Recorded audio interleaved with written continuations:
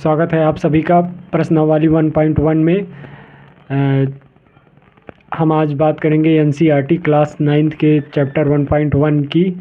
और हम चलिए पहला क्वेश्चन सॉल्व करते हैं।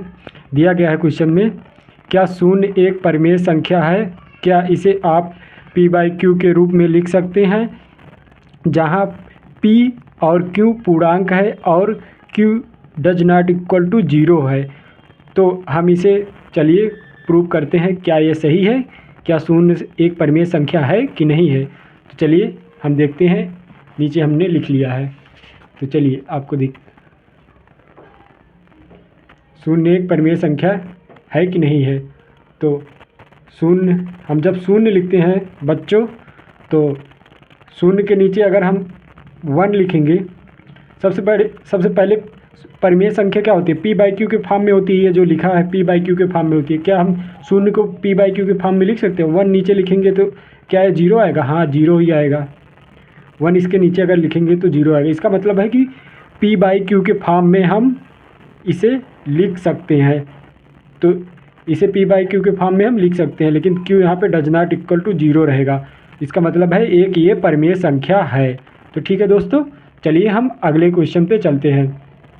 अगला क्वेश्चन क्या है, देखिए हम इस बुक से आपको बता दे रहे हैं, एनसीईआरटी में दिया गया है। दूसरा क्वेश्चन है, 3 और 4 के बीच में 6 परिमेय संख्या ज्ञात कीजिए। तो ये दूसरा क्वेश्चन है, 6 परिमेय संख्या हमको ज्ञात करना है। 3 और 4 के बीच में 6 परिमेय संख्या। चलिए हम ज्ञात करते हैं। तो सबसे पहले दोस्तों 3 और 4 6 परिमेय संख्या। तो हम, इसका एक ट्रिक है दोस्तों, 6 हम सबसे पहले लिखेंगे। 6 ये जो दिया गया है 6, इसको 6 परिमेय संख्या ज्ञात करना है। 6 और 6 में 1 जोड़ देंगे। 1 जोड़ दिए, ये 7 हो गया। अब 7 को हम 7 से डिवाइड कर देंगे। 7 को 7 से डिवाइड कर देंगे, और यही इसी संख्या को हम 3/3 को इसे 7/7 से गुणा कर देंगे। इसी संख्या को, मतलब ये 3 जो दिया है, ये जो 4 जो दिया है, इसी 7/7 से हम इसे मल्टीप्लाई कर देंगे। और इसको हम 4 को 7/7 से मल्टीप्लाई कर दिए। अब देखो दोस्तों कितना आ गया, ये 7×3 21/7। अब ये कितना आ गया दोस्तों, 7×4 28/7। अब इसी के बीच में हमारी 6 परिमेय संख्या आ जाएगी दोस्तों। अभी आपको इसमें कुछ नहीं करना है, इसके बीच में आपकी 6 परिमेय संख्या आ जाएगी। 6 परिमेय संख्या कैसे आ जाएगी दोस्तों? 21 22/7 23/7 24/7 25/7 26/7 27/7। तो ये हमारा आंसर हो गया दोस्तों। ये इतना हमारा आंसर हो गया। तो ठीक है दोस्तों, आपको समझ में आ गया होगा। चलिए हम नेक्स्ट क्वेश्चन पे आगे बढ़ते हैं। चलिए दोस्तों हम तीसरा क्वेश्चन देखते हैं। तीसरा क्वेश्चन हमारा दिया गया है, 3/5 और 4/5 के बीच 5 परिमेय संख्या ज्ञात कीजिए। तो हम इसको ऐसे ही पिछले क्वेश्चन की तरीके ऐसे ही हम इसको डील करेंगे। तो चलिए हम इसको सॉल्व करते हैं। तो 3/5 और 4/5 के बीच 5 परिमेय संख्या ज्ञात करना है हमें। तो सबसे पहले क्या करेंगे, हम 5 ये जो दिया है, 5 में अपनी वाली ट्रिक अपनाएंगे। 5 में 1 जोड़ देंगे, तो ये हो जाएगा 6। 5 ये जो दिया रहता है, 5 में 1 जोड़ देंगे 6, और इसे 6 से डिवाइड कर देंगे। और इसी जो 6/6 है, इसी संख्या को इससे मल्टीप्लाई कर देंगे, इससे मल्टीप्लाई कर देंगे दोनों को। तो इससे हम इससे दोनों को मल्टीप्लाई कर देते हैं यहाँ पे। तो 3/5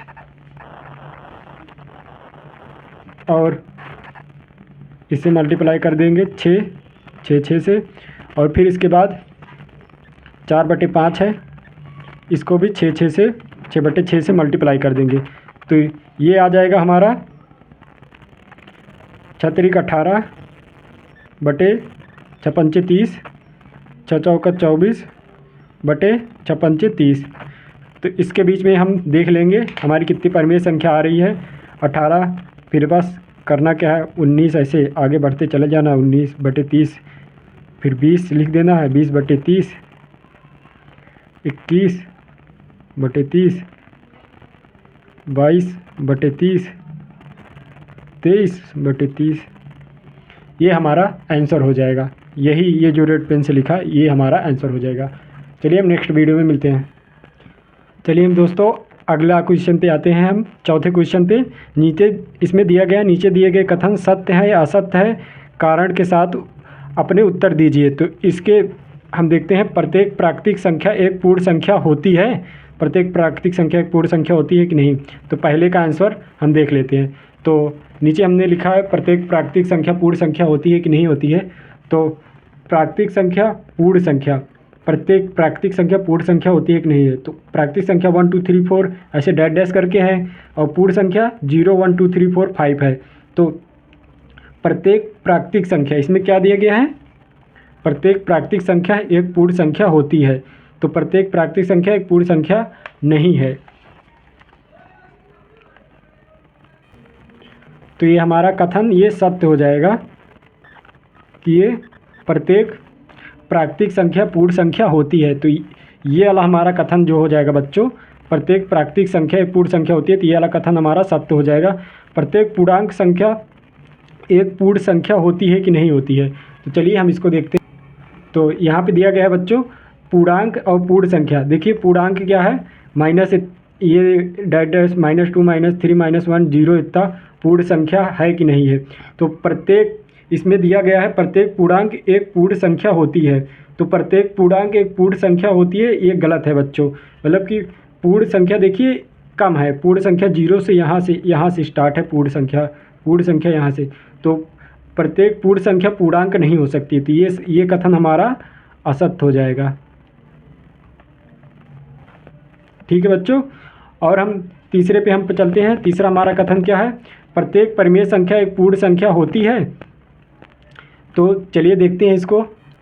तो यहाँ पे देखिए बच्चों प्रत्येक परिमेय संख्या और पूर्ण संख्या इसमें दिया गया है। इसमें दिया गया प्रत्येक परिमेय संख्या एक पूर्ण संख्या होती है कि नहीं होती है। तो इसमें होती है, क्योंकि देखिए पूर्ण संख्या 0 से यहाँ से स्टार्ट है बच्चों, 0 से, और पूर्ण संख्या में सब कुछ A to Z हमारा हो जाता है। पूर्ण संख्या में क्या आ जाएगा, 0 भी आ जाएगा, और परिमेय संख्या में 0 भी आ जाएगा, 1/2 भी आ जाएगा, 1/3 भी आ जाएगा, और 1 भी आ जाएगा, 2 भी आ जाएगा। ऐसे डैश डैश करके परिमेय संख्या में सारी संख्याएं आ जाएंगी। और पूर्ण संख्या 1 2 3 4 5 ये सारी होती है। तो इसके अंदर इसके अंदर मतलब कि इसके अंदर ये वाली संख्या के अंदर ये वाली संख्या आ जाएगी। तो ये बात सत्य है।